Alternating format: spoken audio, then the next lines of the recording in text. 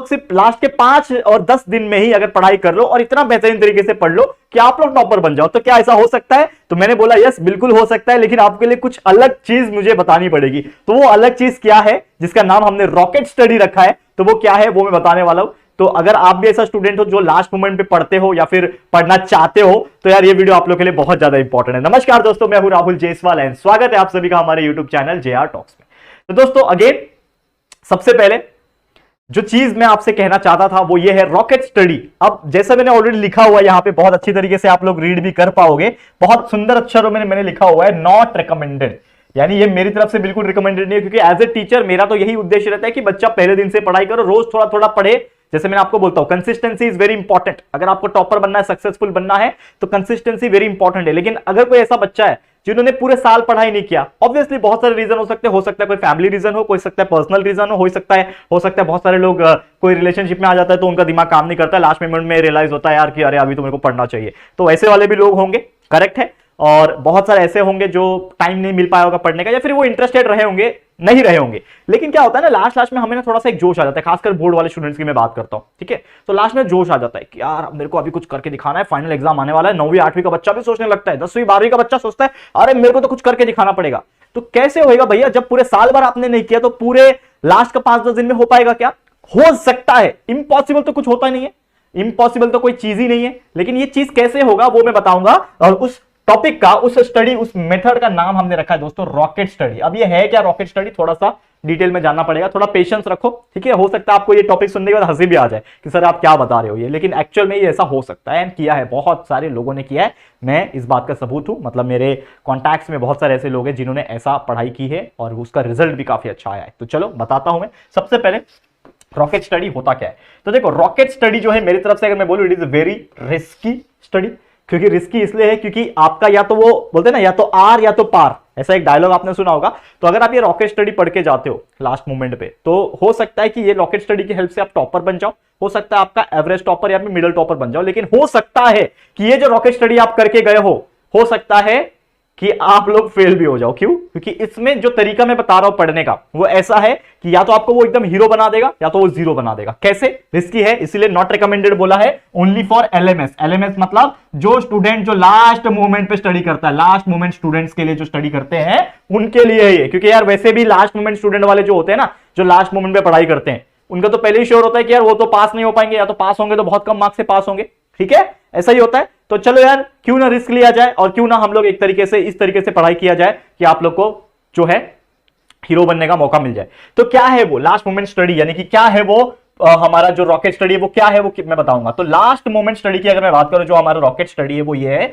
कि study only the important and repeated questions. ये देखो, ये बहुत कम लोग आपको बताएंगे, खासकर बोर्ड वाले ध्यान से सुनना। आपको पता है बोर्ड एग्जाम में आज 2023 चालू हो गया, मतलब 2023 में एक बोर्ड एग्जाम होगा, 2022 में हुआ था, ठीक है। 2021 और 20 में आई गेस नहीं हुआ था बोर्ड एग्जाम्स, डायरेक्ट पास किया गया था, ठीक है, मतलब क्वेश्चन पेपर नहीं बने थे।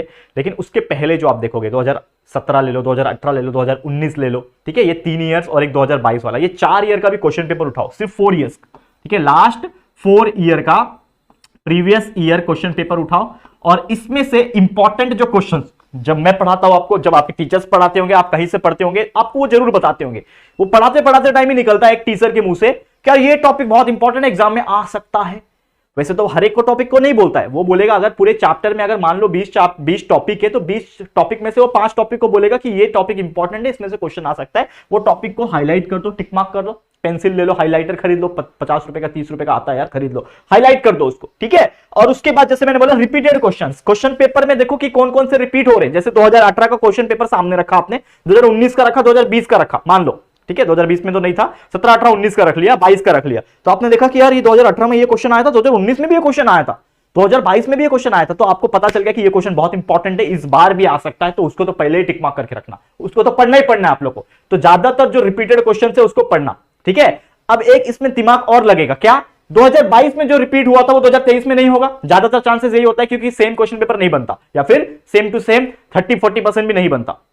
अगर आपको कोई क्वेश्चन 2022 के बोर्ड एग्जाम में आया था तो वो जो 2023 के बोर्ड एग्जाम में आने के चांसेस बहुत कम होंगे, बहुत कम, बता ऐसा नहीं बोल रहा कि आएंगे ही नहीं, आएंगे लेकिन बहुत कम होंगे। तो समझ लो कि 2 थ्योरम है, जैसे 12th का बच्चा फिजिक्स पढ़ता है तो दो थ्योरम होता है, perpendicular axis and parallel axis theorem. ये दो थ्योरम में से कोई एक आता है, तो समझ लो पिछले बार अगर परपेंडिकुलर आया था तो इस बार पैरेलल जरूर आएगा, ठीक है, तो पढ़ लेना उसको, क्योंकि वैसे भी आप रिस्क ले रहे हो ना, आप पूरा पढ़ाई के नहीं जा रहे हो कि मेरे को रिस्क नहीं लेना, आप तो रिस्क है, जैसे मैंने बोला इट इज वेरी रिस्की, जो मैं चीज बता रहा हूं, ठीक है, ये कोई बताता भी नहीं जनरली, लेकिन ये चीज मैं बता रहा हूं, it is very risky and it is up to you whether you want to study both, whether you want to study एक। तो अगर आप रिस्क ले रहे हो, रॉकेट स्टडी करना चाहते हो, वैसे 5-10 दिन बचा है, 5-10 दिन में क्या पढ़ के करने वाले हो आप लोग, तो वो जो 5-10 दिन है उसमें सिर्फ उतना ही पढ़ोगे जितना आपको करना चाहिए अच्छे मार्क्स निकालने के लिए, तो सिर्फ उतना ही पढ़ो, बाकी पढ़ के मतलब नहीं, क्योंकि आप रिस्क लेके जा रहे हो, ठीक है। एक स्टोरी बताता हूं यहाँ पे, वो स्टोरी ये था कि ये हमारे साथ हुआ था, मैंने आपको कई बार बताया, फिजिक्स का 12th का बोर्ड एग्जाम के जस्ट कुछ दिन पहले हम जो ट्यूशन क्लासेस पढ़ते थे, ठीक है, वो ट्यूशन क्लासेस में हम लोगों ने 20 इंपॉर्टेंट क्वेश्चंस दिया गया था, बोला था कि यही आएगा, ठीक है, मैं नाम नहीं लूंगा, बहुत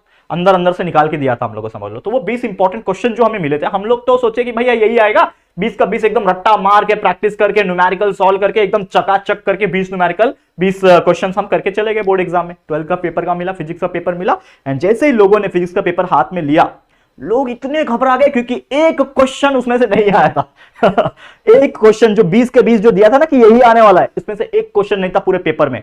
सोचो 90% से ज्यादा लोग जो उस क्लासरूम में, जो मेरे क्लासरूम में बैठे थे, जहां पे मैं बैठा था, सब पैनिक कर गए और सब रोने लगे जगह पे कि यार ये क्या आ गया, हम तो फेल है, इस बार तो पक्का फेल है। तो जैसे मैंने बोला कि रॉकेट स्टडी है ना, it is one of the risky, समझ लो कि कुछ आपने करके गए, ऐसे कुछ इंपॉर्टेंट क्वेश्चंस करके गए, उसमें से एक क्वेश्चन नहीं आया तो आप तो फेल तो होने ही वाले हो, लेकिन अगर हो सकता है इसमें से 70-80% भी आ गया तो आपकी तो चांदी ना, लगभग 70-80% कर लोगे आप, तो यही होता है रिस्क। लेकिन मैं थोड़ा कैटेगरी में अलग बिलोंग करता था पहले से ही, क्यों, क्योंकि मैंने 20 के 20 क्वेश्चन किए थे, लेकिन मेरा अंदर से ना वो बोलते हैं ना कि यार मैं रिस्क क्यों लूं, मैंने साइड में भी बहुत सारी पढ़ाई कर रखी थी, और वो जो 90% बच्चे थे ना, उसमें से ऑलमोस्ट आधा से ज्यादा बच्चे फेल हो गए थे, मतलब लगभग मैं बात बोलूं, अगर समझ लो 60 बच्चे हैं तो 60 में से 50 बच्चे फेल हो गए थे फिजिक्स में।